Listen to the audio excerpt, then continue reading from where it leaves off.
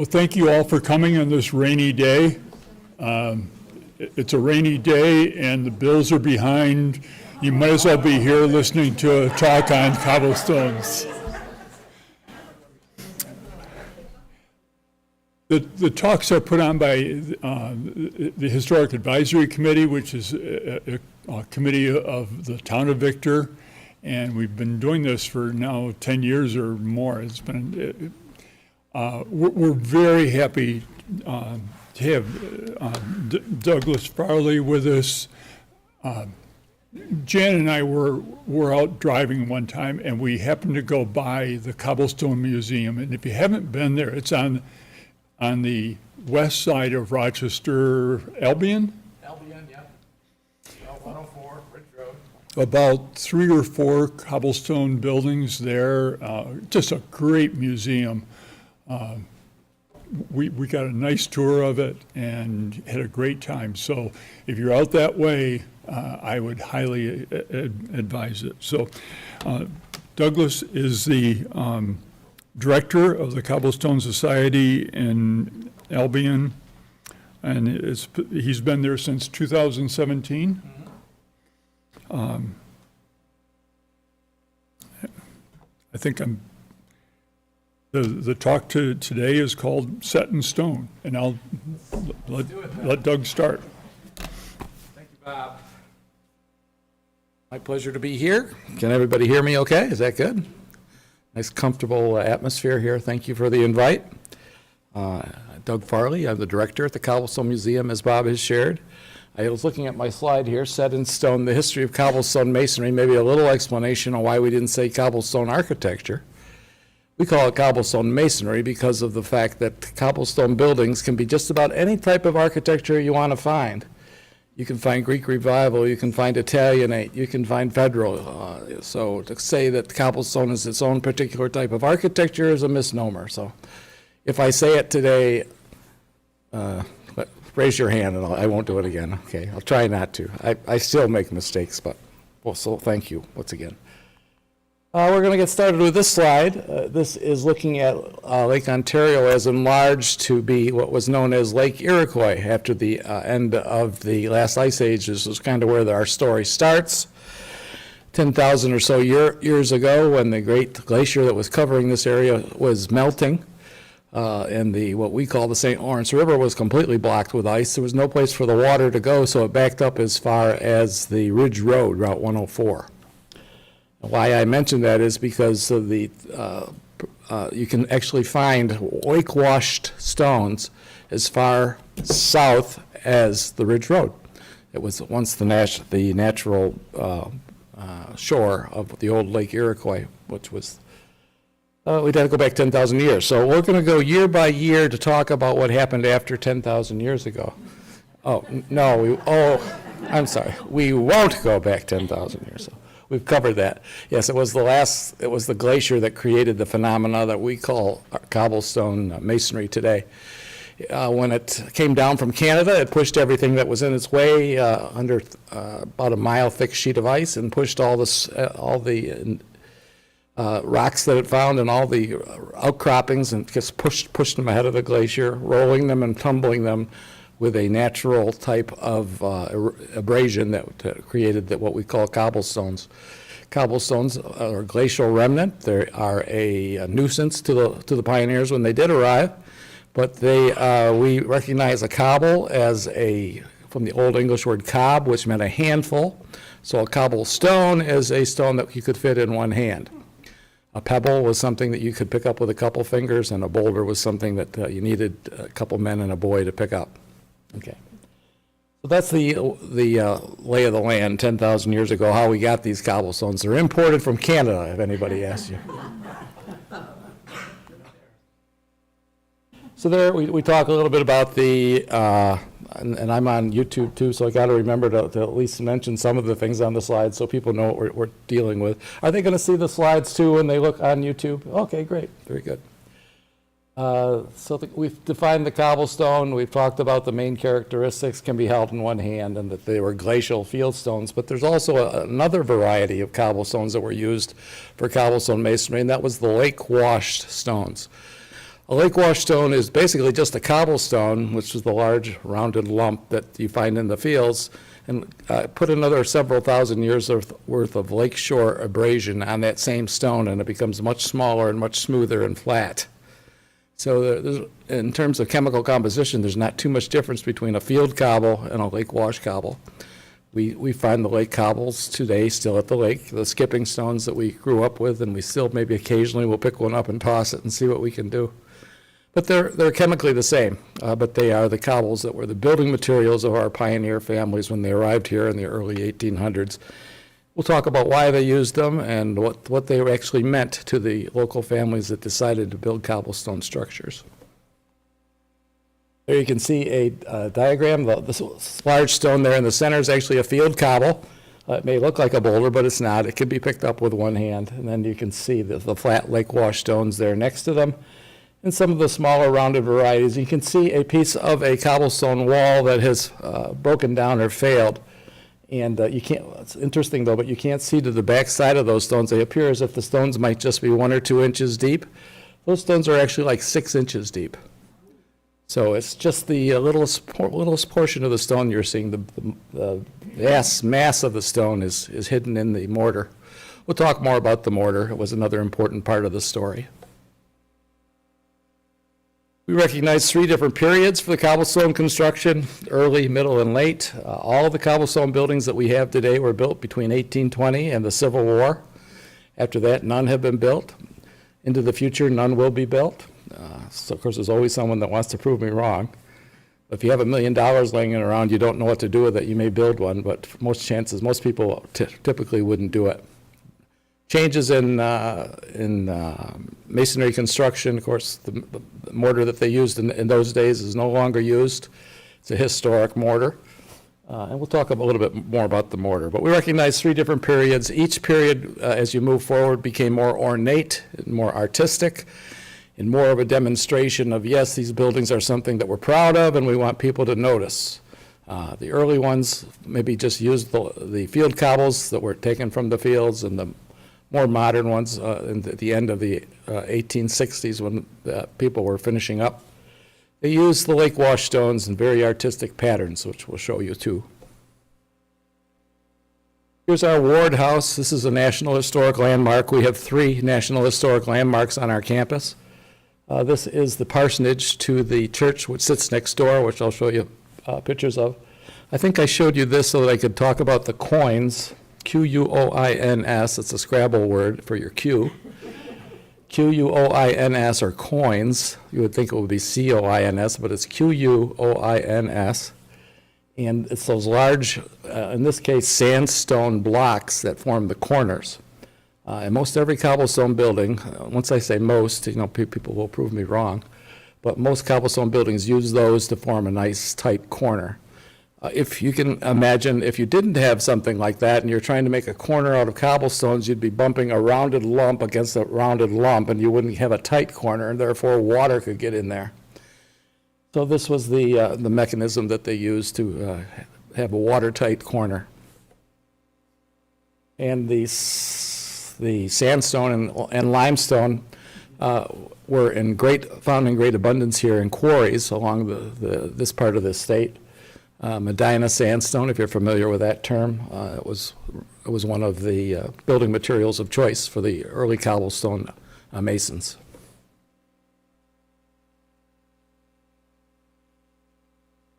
Gathering materials. At first, when the pioneer families arrived, they cut down enough trees to build a log cabin. And then they cut down a few more trees to plant crops. And when they got into what would become their fields, they discovered these glacial remnants that we were talking about. They probably didn't realize what a problem they were going to be, or maybe they wouldn't have moved here. But they had to get them out of the way if they wanted to be successful farmers, because if you've ever tried to grow potatoes or carrots in a field that's filled with stones, you don't end up with a very attractive product, so you wouldn't be able to sell it in different marketplaces. So 1820s, early 1820s or 1810s, building log cabins, and then so that to do with these cobblestones, they sent the kids out into the fields with an ox cart and loaded up a stone, what was called a stone boat, threw the stones on the stone boat and dragged them up and made a pile somewhere on the edge of the property, and just kind of, they were a nuisance, so they forgot about them for a while.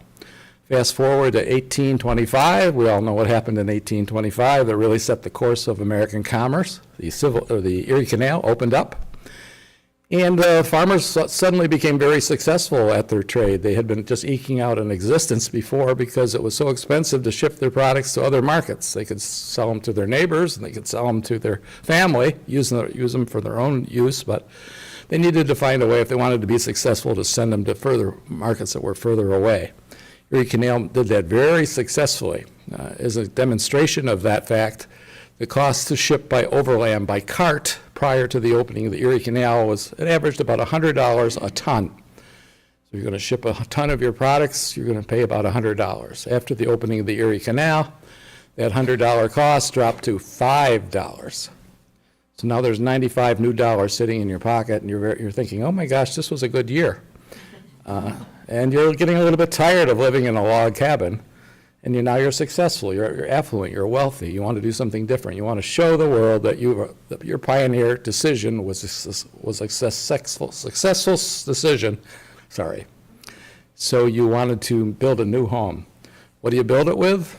You took the lemons that you found in your fields and you made lemonade.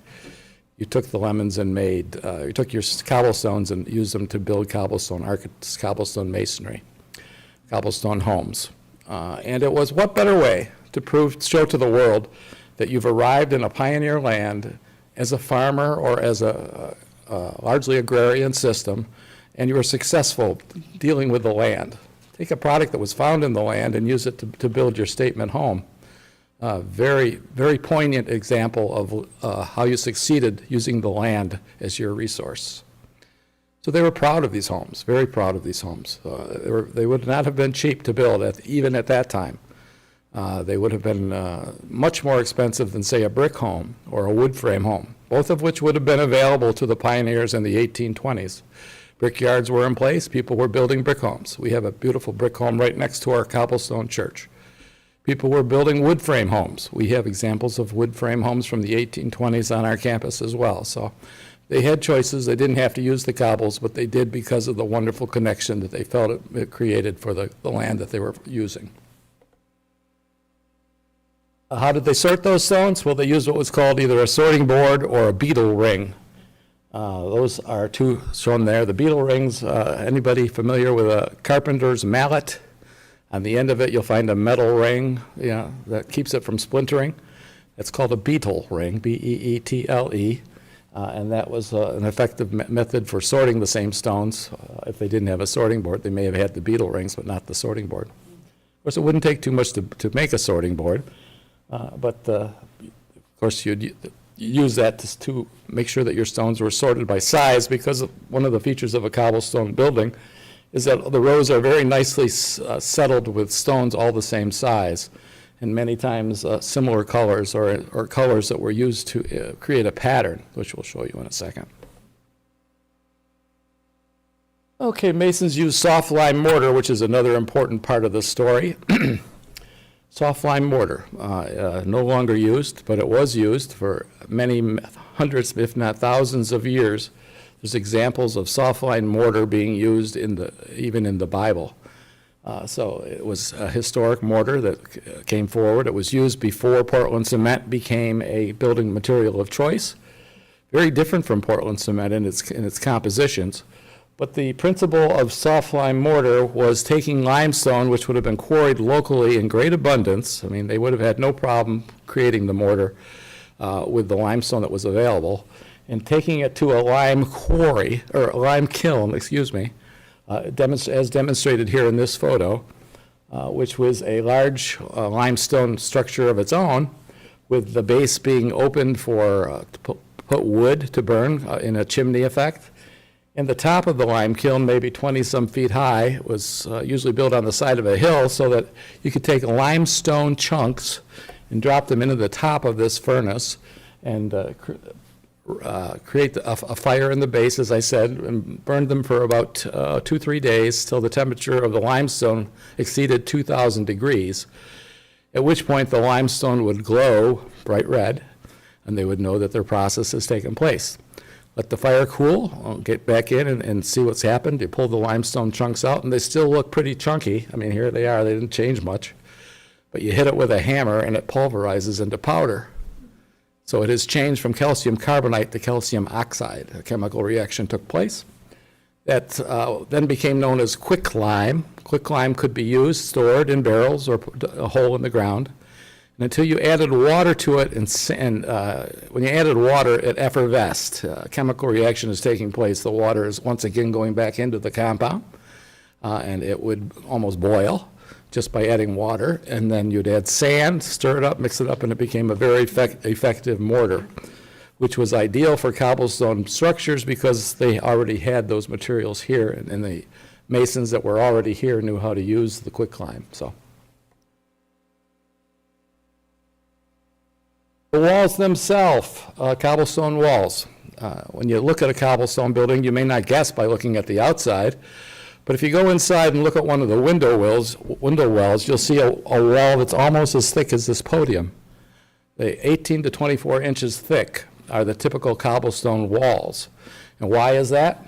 Because there's actually an outer veneer of about 6 inches of cobblestones, which you see from the outside, and an inner wall about 18 inches thick, which was called a rubble wall, R-U-B-B-L-E. The rubble wall was not attempted to be laid in rows. It was just stone upon stone with mortar in between, and it was the supporting structure for the building. As I said, the outer veneer was just artistic, just decorative. The rubble wall was actually what was holding the building up. Both of those walls would go up almost simultaneously, with the rubble wall always a little bit about 1 foot higher than the outer veneer. And they were tied together so that the two would give each other some support as the mortar was drying. Now there's an example of a cobblestone wall that has failed a little. You can see the coins. You can see the outer veneer of cobblestone rows, courses they were called. The rows were called courses. And the inner rubble wall, which wasn't too pretty, maybe that's why they covered it up. And that's what really separates what we call cobblestone construction from, say, a cut or a fieldstone building. A fieldstone building, there wouldn't be an attempt to make outer rows that were even. The stones would go all over the place, and it wouldn't be there would be no artistic pattern to the veneer. There is an example of a cobblestone rubble wall sitting on a windowsill, so you can see how thick the windowsill is. And you can see the example of the sizes of the stones that were used to support the building. Here's another wall that has failed. Talking about failing, why did this wall fail? 99% of the times when a cobblestone wall fails, it's because they didn't take care of the roof. And if water gets between the rubble wall and the veneer cobblestone, in the winter that water will freeze and push those two walls apart, and the walls will crack, and eventually they will fail. So very important if you have a cobblestone house is make sure that you always have your roof is in good shape.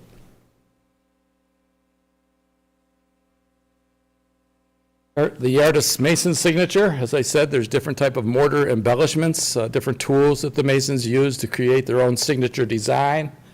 So much so that it was felt that it was a secret process, that each mason had their own secret style, and they demonstrated that by the fact that they always covered up their work at night with burlap. Modern masons tell me, yeah, they covered their work with burlap, because I do that too. I do that because you want to keep the mortar wet while it's drying. You don't want it to cure too fast. So you add a little more moisture to the settling of the stones, and you you cover it up. So was a secret. Not really. Here's 4 different patterns. I think we're going to show these individually in the next slide, but you can see the variety of patterns that were used to highlight the veneer of a cobblestone structure. This is called the hexagonal or honeycomb pattern. You can see that after the stones were placed, the mortar or the mason went back and used his trowel or his device to create a signature pattern, a hexagonal pattern around each of the stones, so that it really set the building off. This is the most amazing structure you can possibly find. I think thousands and thousands of lake wash stones placed with just the skinny portion exposed. We call it a herringbone pattern, and it took literally thousands to do just a single wall. And most buildings that use this pattern have either got 4 or 5 courses that are that, and then regular stones above or below, or they just use it on the front of the building where they're trying to make the best impression, which was pretty typical. The masons, maybe to save the homeowners a little at cost, would say, if I give you 4 or 5 courses to the coin in the front, I can go in the back and just use 3 courses to the coin. In other words, in the front they would have the smaller stone so that they could get 5 rows in one of those coins that I was telling you about. In the back they may use 3, so larger stones that filled the gap with only 3 rows. So it took fewer rows to build the back sides of the houses. Do we see any of these? We see them all over the place. Oh, really? And now that you know they exist, you'll be looking. Yes, ma'am.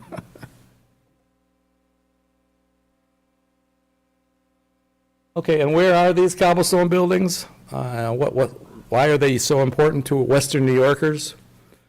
Why should they be important to Western New Yorkers? Because, let me show you the next slide. I think it's maybe a little easier to see. I'll tell you about what you don't see because you're not so close to the map. But this documents all of the cobblestone buildings that were ever built in the 45-year period the cobblestone masonry was employed. New York State, in that time period, just a little over 1,000 buildings were created and built. And 900 of those are in New York State. So we're getting very, more defined. And of those 900, 800 are within 60 miles of Rochester. So do you feel like you're in the epicenter of this type of construction? You should. It is a regional phenomena, very, very characteristic, very popular in this area, farming community especially. You don't find them in the city. In the city of Rochester, only 2 were built. There's only 1 that still exists. We'll talk about that in a little bit, but it was an agrarian or agricultural type of sentiment that, as I said before, successful farmers. And the green counties there across New York State have 0. The pink counties have what are the numbers that are demonstrated there. I said I wouldn't walk away, but I think I am. Imperial County has 134. I understand at one time in town of Victor you had 26. I think you're down to 16 at the moment, so 14. They are a fragile resource. If you take care of them, they could last forever. Yeah, well, thank you for taking care of the resource that you've been entrusted with. It's very important that these buildings are looked at as a local treasure. And we thank anybody who is putting the time, effort, and money to keep the building in good shape because it's not carefree. There has to be an attention to the structure. Yeah. So what about those other 100 that aren't in New York? Many of them are in the surrounding Great Lake counties or states where they could find these glacial remnants. The glacier came down as far as Pennsylvania, but you won't find any in Pennsylvania. The glacier came into Michigan and other local states on the Great Lakes, and you'll find about 100 in those states altogether. Who built them? The Masons that lived in Western New York that moved to the west. As the Western migration, people were moving west. These Masons, after they built 2 or 3 here in the area, moved to another local state and maybe built 1 or 2 more, and then they were done. Well, I'm often asked, well, did they run out of cobblestones? Is that why they stopped building them? In this slide, you can see 1, 2, 3, 4, but I think there are, in this, I think it's the town of Phelps, but I think it's Ontario County. There are 6 buildings in that picture that were built from cobblestones. And you can still see the number of cobblestones that exist in their field. It's just littered with cobblestones. Every year, if you're a local farmer or have a garden, every year you turn the soil over, you come up with a new crop of cobblestones. So you have to deal with them almost every summer before you plant your crops. So no, they haven't gone away. They're still there. It just became a very, it was not an economical process. It would cost, as I said before, maybe $1 million to build a house these days if you were to try to do that. If you were lucky enough to find a mason that would spend the time to do those courses that I was telling you about, and if you could find someone that would take limestone, burn it, and create quicklime, which it can be bought, but it's expensive. But it is a process that was clearly done in the past when people had more time and valued that type of decision. These days, it's all about quick, quick, quick. Let's get this done.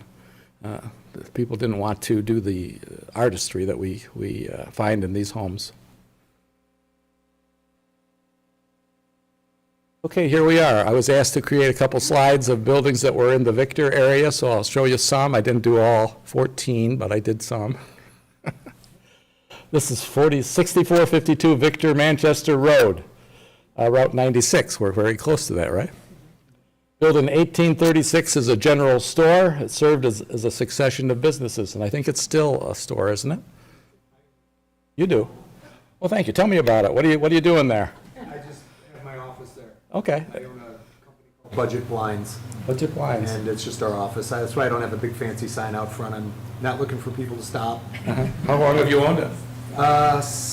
2020, So 5 years. yeah. Just good. before Just, yeah, we bought it right COVID. with COVID, and I mean, it had been, It was probably an economic challenge to buy that, wasn't it? No, it was pretty inexpensive because Okay. it sat vacant for like 12 years. Okay. So was And it it? was an overgrown mess. It was Overgrown just a mess. forgotten property. yeah, And finally, trees and bushes and. sign was out front. It sat for like 6 months. The price kept coming down, and Once you get ready to sell it, you'll be very surprised at how much they have appreciated. yeah. Especially if you've taken care of your property. We Usually, like uncovered a beautiful arch, it was inside, that Yes. had been covered up, and we, yeah. Cobblestone found a lot masonry's- of the natural, original. Unfortunately, there was just a car accident on that corner, and now my lamp posts are gone and the wrought iron railings. Because there was a car pinned up against the front of that cement thing there, Yeah. and yeah. And damaged one of those are the original I hope doors. the insurance company will do you well. Yes, State Farm is on it. Yeah, luckily, really nothing too bad. I mean, it'd be really bad if somebody plowed into the side of the building and, you know, had to affect the veneer of the cobblestone. That's what I'd be more worried about, so. And what we hear happening here with a building that became a business or was always intended to be a business, it's a good way to preserve these buildings. Because the business owner takes pride in what he's got here, and maybe has a little more resources at his disposal to take care of the maintenance on It's these zoned buildings. It's zoned commercially, so Right. there's got to be a business in the first floor. And then there's a two-bedroom apartment upstairs that we have not refinished we yet. had It's it. been gutted. And rough, and then the pandemic. We have found that businesses, cobblestone businesses tend to survive better than cobblestone structures which were not businesses. Well, I looked at it as the mortgage that, you know, I got it for $92,000, and it has a barn behind it that's in good shape.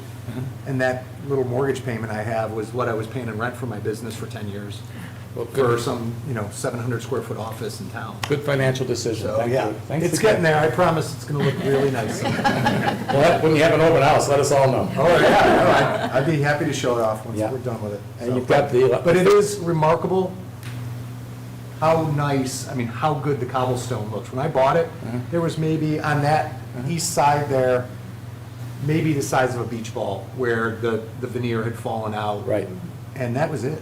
I mean, other sides, it's not even missing a stone. right.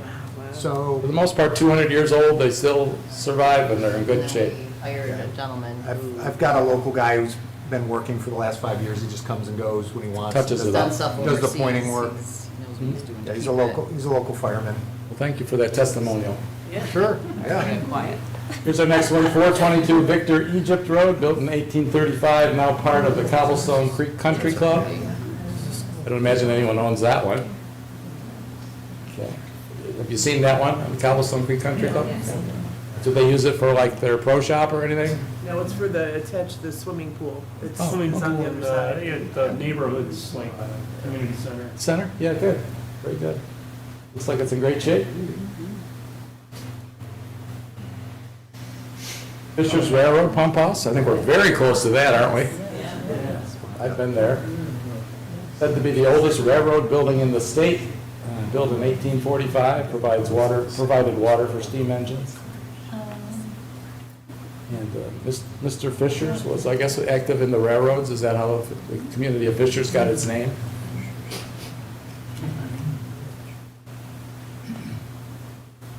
District 7 Schoolhouse. We were talking about Cobblestone School here a little bit before. Is anybody familiar with this one? 236 High Street Extension in Victor. Is it a residence now, private residence? It's a business? Okay, good. Is that the Eastview Mall? Yeah, it's up by Eastview Yeah, that's- Mall. okay. They even have like a little brick shed or outhouse there. Okay. Little, I mean. That might be it there in the lower. The lower smokehouse or something there to the lower, right? Privy, yeah. Mhm. So basically, Yeah, and then there's the cobblestone Starbucks is like diagonal. Oh, so this is the one that became a Starbucks? No, not that one. That's the one that became a Within- Starbucks. Within vision of it, That's- yeah. this is- But they're only like, Starbucks. they're only a couple hundred. Okay. Yeah, it's across. This is built in 1835, two-story Greek revival with Italianate porch, currently a Starbucks coffee shop, and I've been there. I'm very, very happy that they are Is the porch still there, though? keeping it. Yes, It is? Okay. they use it as a storage area, not an entrance, but Oh, it's okay. still there. Mhm. Yeah, the entrance is on the side, right? There's a wooden wing to the back of it, I'm assuming that's what. Yeah. That's a very common story, too. The cobblestone buildings originally, as they were built, were pretty small. As I said, you know, it was an expensive process, it was time-consuming, so but it soon became smaller than what families wanted, so they decided they were going to do additions. In most cases, people used the wood frame addition instead of putting on another cobblestone structure because of the cost and the time that it would take to do that, and finding a mason that was willing to do it after the Civil War. Is there a historical preservation that says you can't touch the outside of the building? Only if you are in a historic district, and if the building is on, well, if it's in a historic district, you have to get the town's permission. But if it's on the National Register and not in a historic district for the town, you can do whatever you want. Could I ask you what the question was? Can you do what you want to the outside of a structure? I told her, yes. If it's in a historic district, like if you're in, does Victor have a historic district? We don't have historic districts yet, Okay. but that particular district up by Eastview with these two cobblestones Mhm. are in an historic district. Okay, then they would need to get the permission of the historic district to make a change to the outside of the building. And likewise, it's to your own advantage to keep it as close to the original as possible if you're on the National Register, because then you can take advantage of a 50% tax credit for all the work you do on your house, including your driveway and your attached garage and anything like that, so. Is there any effort to preserve the concrete cement by spraying it? I would assume that would be very helpful, sure, yeah. You want to make sure that all the products are preserved the best you can. I'm not terribly sure what type of spray they would use, but if it helps protect it from the wind and the weather, that would. Yes. Was there another question? Yeah. Like the slide before that one, the smaller house, how long would that have taken to build? Most of them 6 months to a year. There was a great effort to get it done before winter, so if you started in the spring, you would like to be finished before October. You might be going to speak about this, but I understand that they always built Two, maybe three, sometimes near four. each other. Yes. The mason was of course, he was a businessman. It was important that he find a way to make this be a success of this very expensive process for him in terms of his time. But what would happen would maybe the mason's brother-in-law would start going to each of the neighbors' houses and say, your neighbor's building this cobblestone structure. You've got cobblestones here too. Why don't you use them? and offer, oh, I'll give you 10% off of your building because we're already in the neighborhood. So usually if you find one, you'll find at least two, sometimes three, so the mason could do, usually they did the distance between a coin and a day, so 4 or 5 courses in a day. And then they have to let the mortar set. Mortar is not, it's not a fast-drying cement like we have today. It would have taken a week or more for those 4 or 5 courses to set so you could add any more weight to it. So what does the mason do for a week when he doesn't have any work to do? He has to have another job, so he has someone that's lining up work for him next door. So, does that answer that question? Yeah. Okay.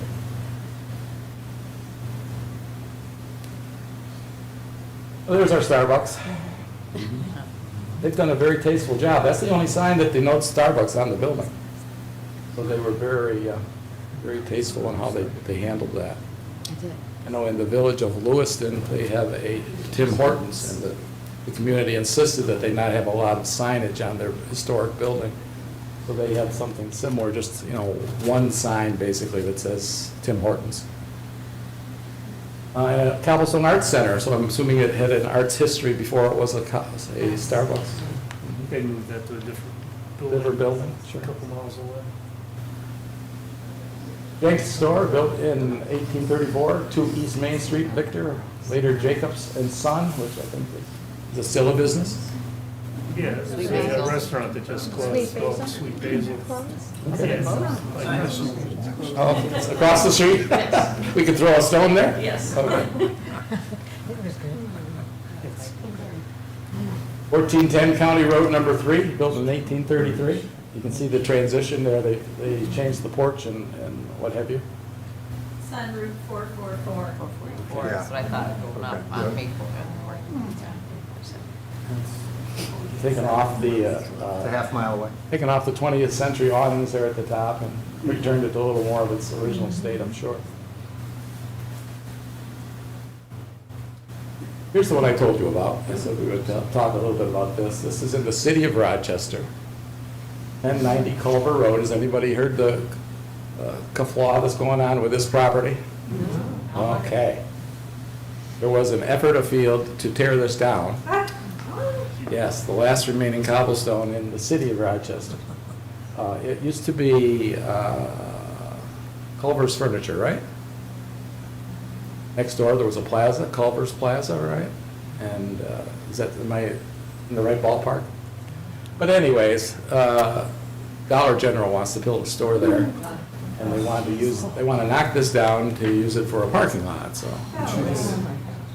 The city of Rochester got involved. It was a petition drive. Several thousand signatures were obtained to save this building, and the city of Rochester worked a deal with the owner, the absentee landlord from New York City, and saved it. They bought he would only sell them the postage stamp size lot that it's sitting on. He wouldn't give them any more property, so they don't even have any parking. But the city of Rochester is working with a community group that is in that neighborhood and wants to use it as an arts center, so hopefully they found a way to keep that building from being torn down. Culver Furniture, I'm pretty sure was the name of it. Do you know Don Alhart? It's his family that owned it. I'm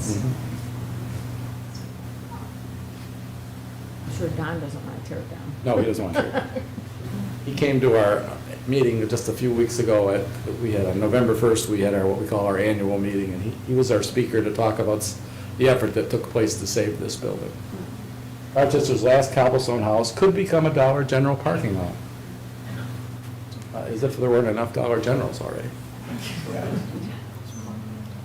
Here's the largest cobblestone building in the state, at 1225 Ridge Road in Medina. That's in Orleans County where we are. Called the Spencer House, built in 1837. It was originally a cobblestone inn stagecoach stop, and it's the largest one in the state. It's at least 5 or 6 sides there. You can't see from this view, but it's 3 stories.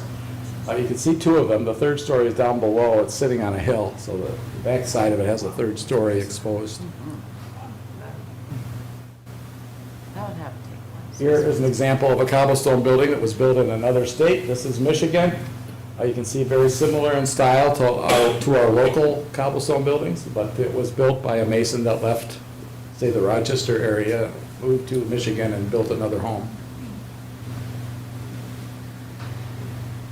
Here's one without coins on the corner. I told you there's always an exception to the rule. This is in Paris, Ontario, where there are a grouping of about 10 more cobblestone buildings can be found. They were built about the same time period as we were building ours, so they were but these are about the only ones you'll find in Canada, those 10 that are in Paris, Ontario.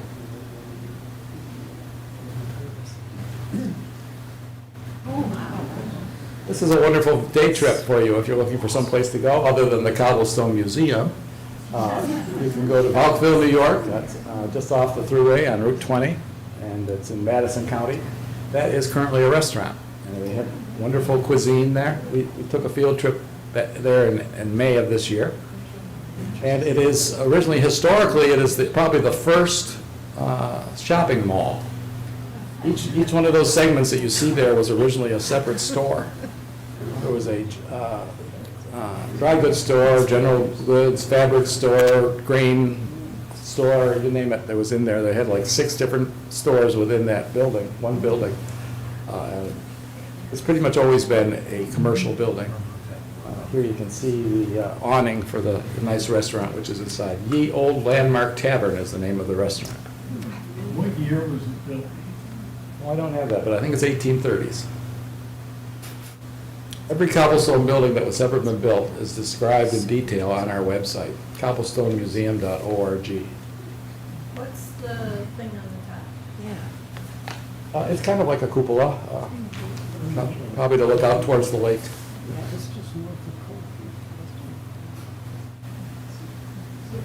So I'm going to move into a few slides talking about the Cobblestone Museum and what you can see when you make your visit there.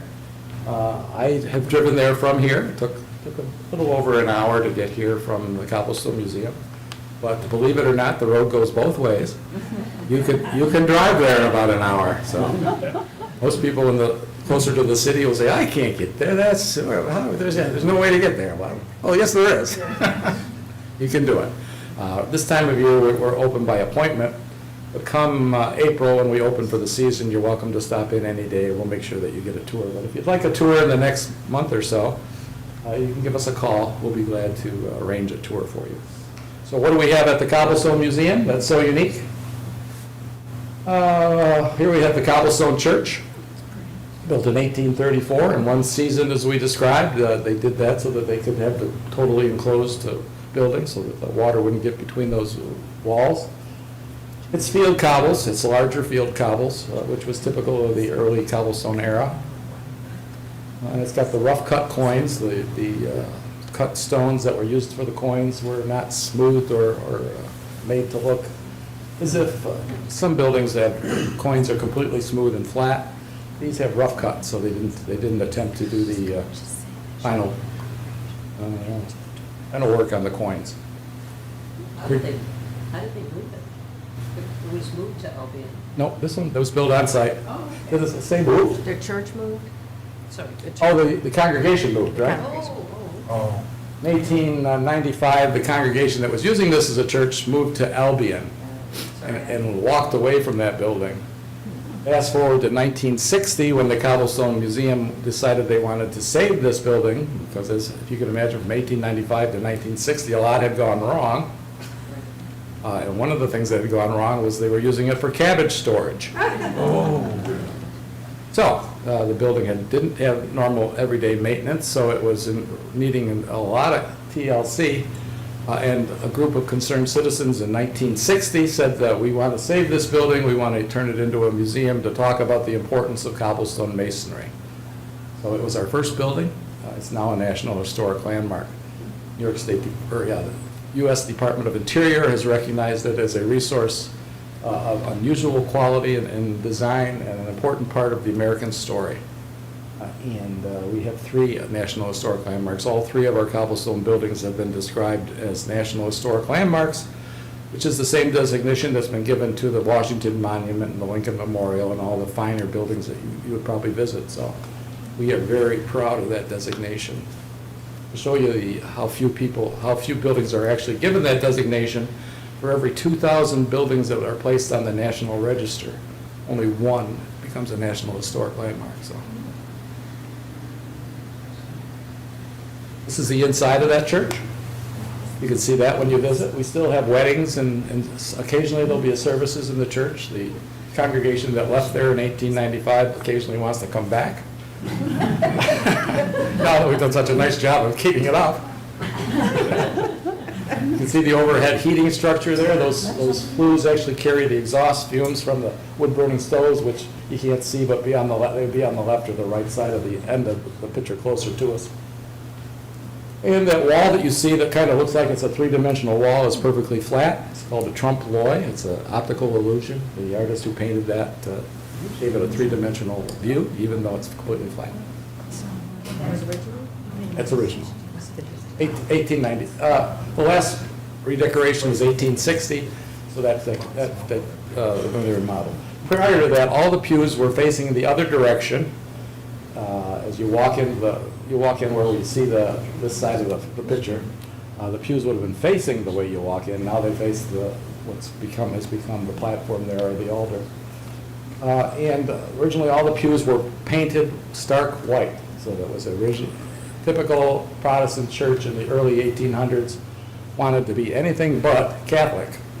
So there was no stained glass, no crosses, no anything that would have talked about anything similar to the Catholicism. So by the 1890s that had softened, or 1860s that had softened a little, so they turned the wood around the other direction, and they put wood grain paint on the pews instead of the white.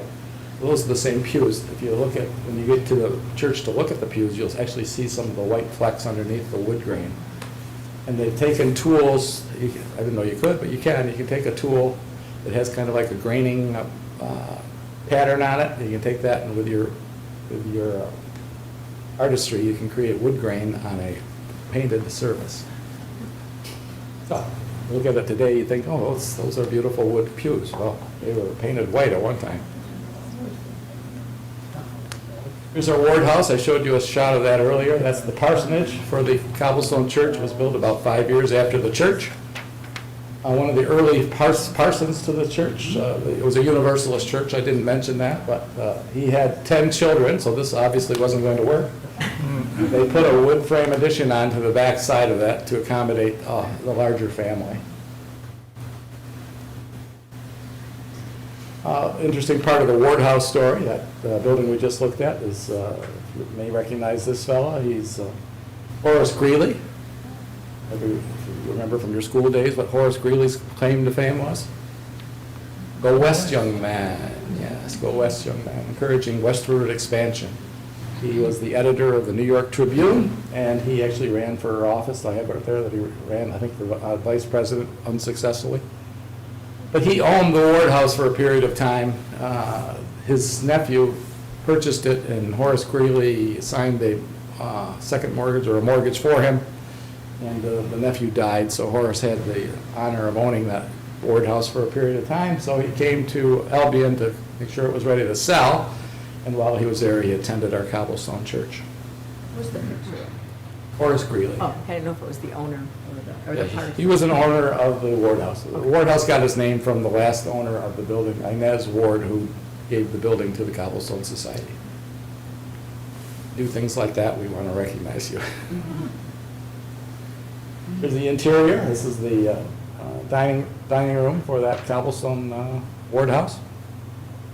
Victorian, all Victorian. There's the parlor. Here's our Cobblestone Schoolhouse. It's the third building in that National Historic Landmark District that I told you about. It was built in 1849, and what's different about this? It doesn't have those inner rubble wall. They built a wood frame building and then just put cobblestones on the outside of it. So it was kind of a last-ditch effort to use cobblestone masonry as late as the 1849 era. It was used as a one-room schoolhouse between 1849 and 1952, so a little over 100 years. originally grades 1 through 8, and then grades K through 8, all in one room, one teacher, one classroom, 2 doors. You know why they have 2 doors? Boys' entrance and a girls' entrance. Yes. Why does it have the slanted floor? Why would they? Just, the same principle as a theater. If you want to see over the heads of the people in front of you, you got to be a little higher in the back. So the students in the back of the room had the same view of the front of the room. You didn't have to look over the kids' heads. Really pretty unique. Anybody a product of a one-room schoolhouse? Occasionally I get some hands. We live in one. Oh, okay, there you go. Never attended it though. Yeah. We've got a bulletin board in there. And students that attended the one-room schoolhouse as late as 1952 have added their name to the bulletin board, so we got about 100 signatures, so there are still people around. What does this mean? 5 course, 1 coin ratio? 5 courses to the coin. I talked a little bit about that, yeah. So you got the large limestone block, 1, 2, 3, 4, 5, and it reaches the top of the coin. In other words, it says that the stones were pretty small. Some buildings have 3 courses to the coin. Here is our, what we call the Vag House. It's named after the last working blacksmith on the Ridge Road in the county. Joseph Vag, this was his home. It was built at the same time as the Cobblestone Church, so it is actually 1830s. And it is, we've chosen to curate this period as the early electric period. So everything in the home is early electric, 1910, 1920. Thomas Edison said that electricity is the only servant you will ever need. And the people who lived in that era demonstrated that by every possible electric appliance you can imagine was in their home. And of course, they built those homes in 1830 without any electrical outlets. So they had to retrofit the house to have all these electrical appliances. You know, you got an electrical range, you got an electrical ice box, you got an electrical washing machine, and they're all taking up space and using electricity, and you don't have any outlets. So what do? You dangle a cord from a light fixture overhead. So you'll find, on your dining room table, you'll have a waffle iron and a toaster sitting on the table with a cord going up to the light. Part of our heritage. That's how we lived. Here's our print shop. It's the building on the right that was restored and brought to our campus. This is one of the buildings. There's 3 buildings that we moved to our campus. The print shop was one. Next door to the left is the harness shop. And next to that is the farmer's hall, so-called because that's where we store all our farm implements from the late 19th century. Just full of farm tools. And its history is interesting. It was a Universalist church in the town of Kendall in Orleans County. Served as a church for many, many years, then became the town hall in the town of Kendall. And then in the 1978, the supervisor in the town of Kendall called the museum and says, we're getting ready to have a fireman's practice on this building. Would you want to save it? So it's too big to move intact all the way from Kendall to the museum campus. So we had a team of untrained, unqualified volunteers go and take the building down, board by board, number each board, bring it back to the campus, and then reassemble it in the course of 1 summer.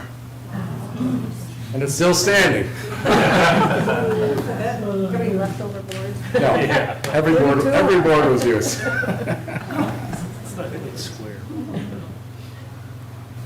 Here's our brick house. This was built at the same time as the church, so it does demonstrate that there were brick buildings being built at the same time as cobblestones were being employed. This is currently our office building. We also have an upper gallery. In the upper gallery, you can come any time of year to see this, so if you want to come see me, I can actually show you things even when the museum is closed. We have 3 permanent exhibits that are open all year. One of those is a Victorian mourning art. If you've never really heard of that term, the Victorian era, death was much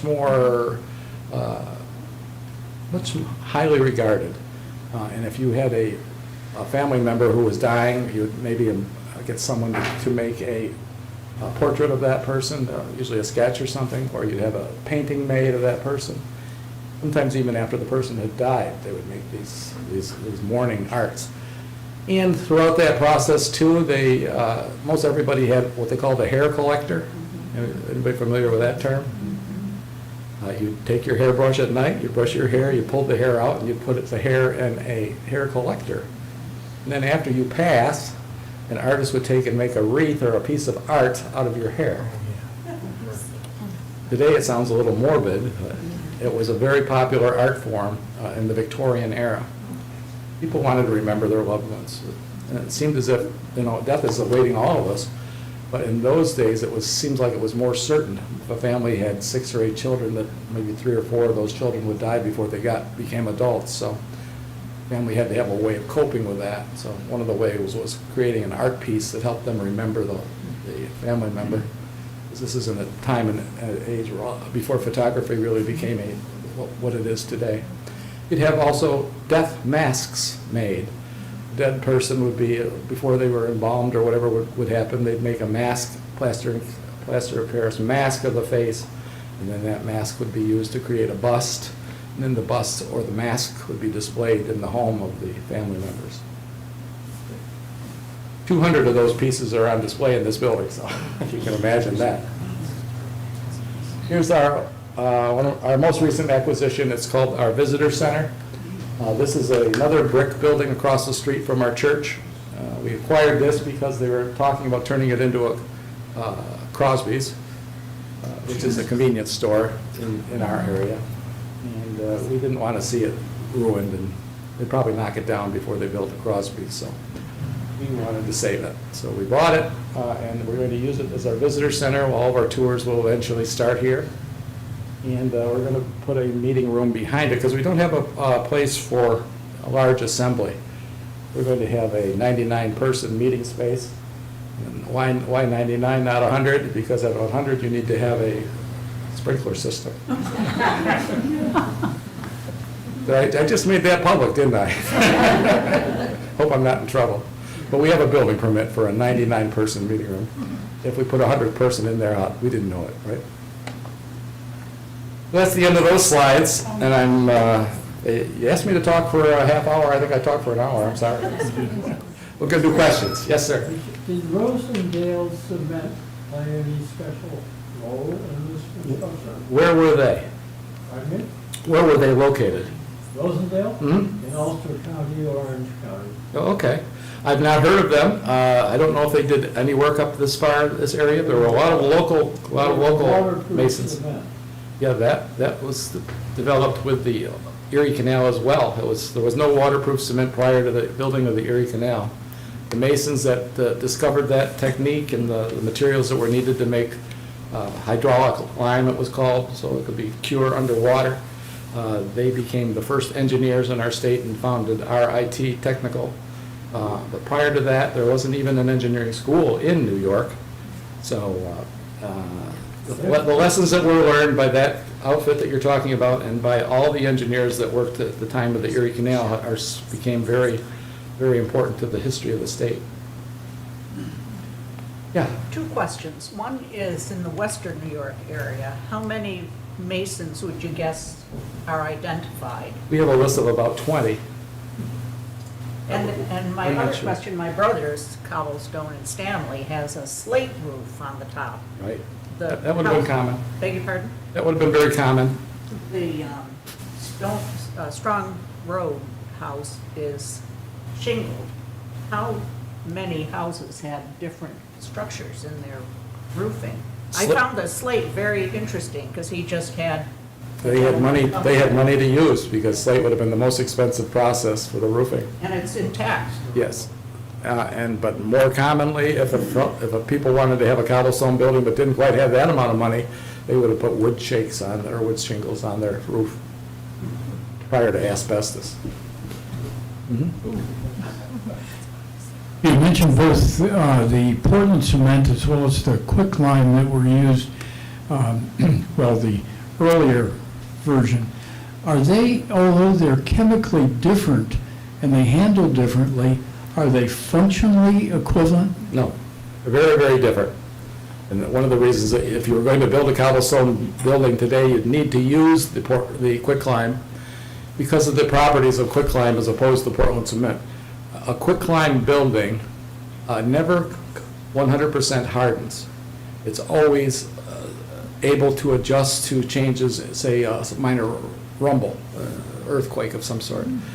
Earthquake will very seldom crack a cobblestone building, but it will completely destroy a Portland cement building.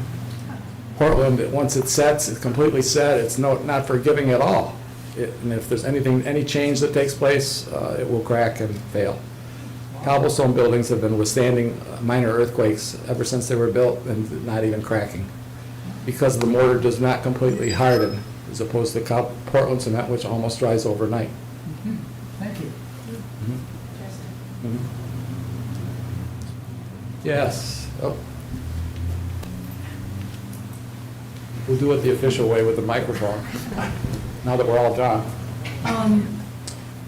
When we know about the early housing and how it was built, and they used newspapers for insulation and old clothes sometimes, with the cobblestone, my grandparents had a fieldstone house, and again, the windowsills were a great big, huge, deep.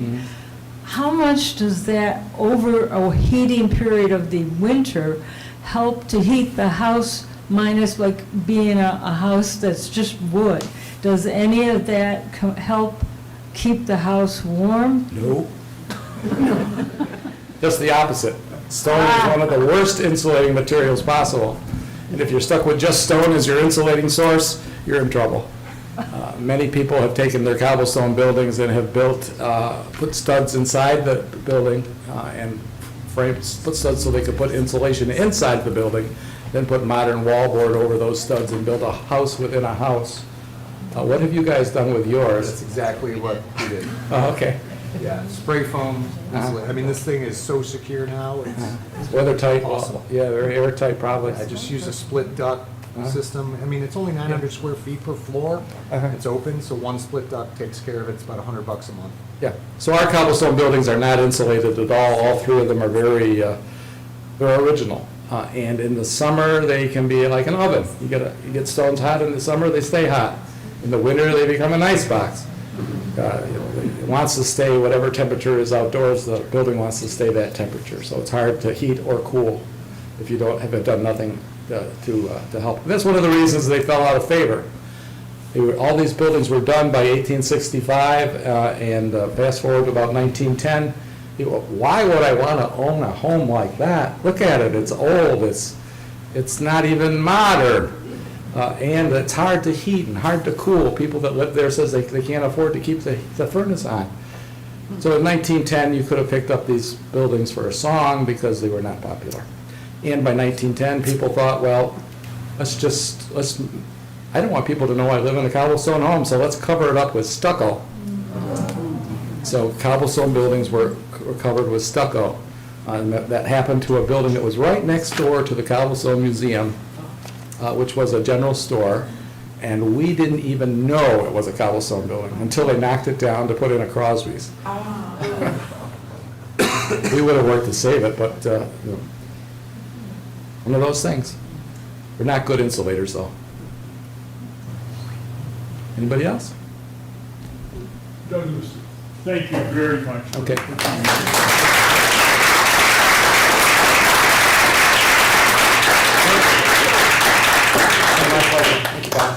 If anybody else has questions you want to... Yeah, I'll stay here for a while. You could do that. And one other thing, before I let you go, Catherine White is the head of the Victor Historical Society and maintains Valentine, and she asked if she could just speak for just a second. So, Catherine?